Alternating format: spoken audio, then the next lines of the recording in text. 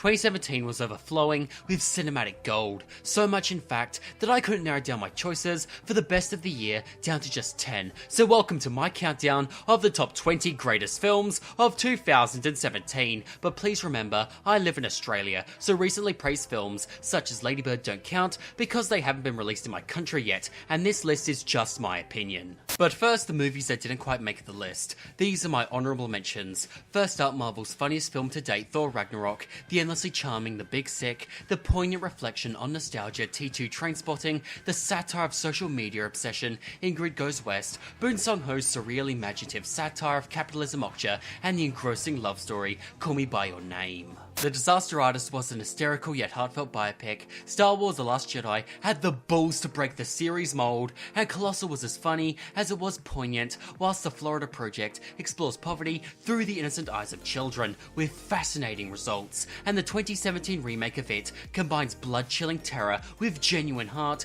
with endearing characters and brilliant themes about the power of love and friendship.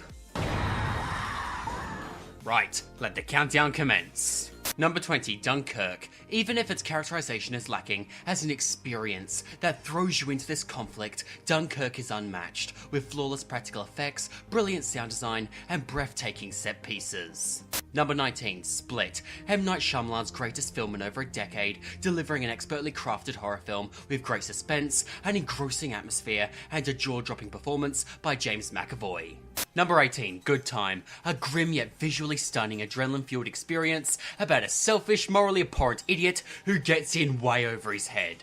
Number 17, It Comes at Night and The Beguiled. Both of these movies were advertised as horror films, which resulted in disappointed audiences because in reality, they're slow-burning, tension-filled psychological dramas which explore themes of paranoia. If only those trailers didn't try to sell us completely different movies. Number 16, Professor Marsden and the Wonder Woman, a retelling of the passionate love between the author of the Wonder Woman comics and his wife and his mistress. It's a beautifully told, charming, empowering, and very sweet film. It can never happen. The world won't let it. The world can't stop us. Number 15, Coco. Celebrating Mexican culture in a respectful and beautiful manner that never feels like it's pandering to that certain demographic, Coco packs great twists and turns and emotional gut punches. A modern classic for sure. Number 14, Detroit. Gripping, devastating, and heart-stopping, Detroit brings the horrors of police brutality front and center in a blood-soaked manner I will never forget. Don't talk about this to anyone ever. Number 13, Loving Vincent. Loving Vincent is a quiet, intimate, heartbreaking and beautifully animated tribute to the tragic life of the artist Vincent van Gogh that reduced me to tears by its conclusion.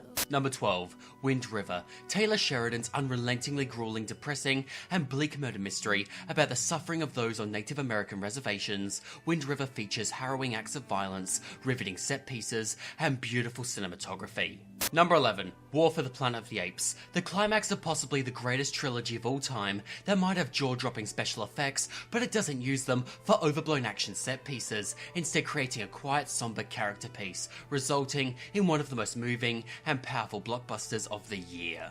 Number 10, A Ghost Story. A beautiful reflection on life, death, and the passage of time, with great ideas, touching moments, thought-provoking themes, breathtaking music, and a lot of heart. It just overwhelmed me. We build our legacy piece by piece, and maybe the whole world will remember you, or maybe just a couple of people, but you do what you can to make sure you're still around after you're gone. Number 9, Blade Runner 2049.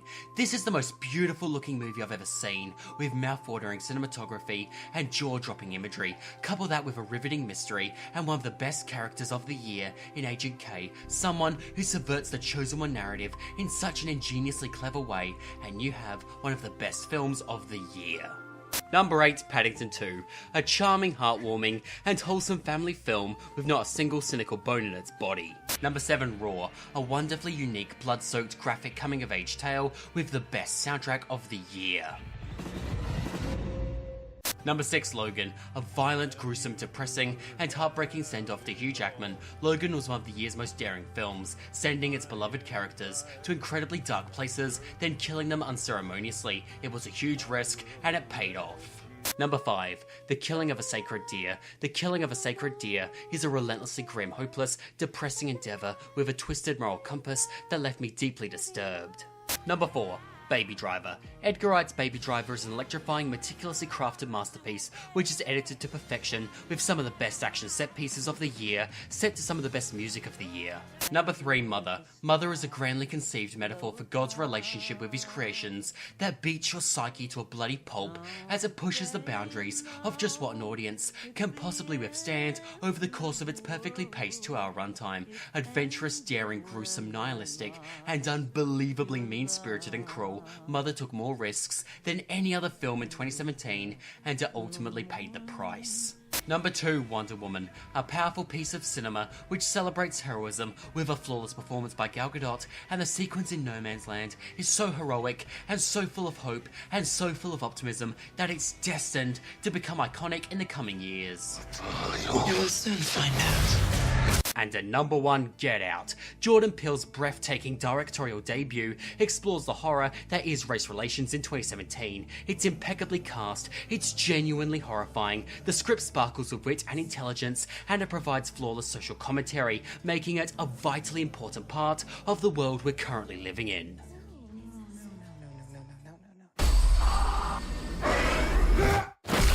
And that concludes my countdown of my favourite films of 2017. Thanks for watching, guys, and I'll see you guys next time.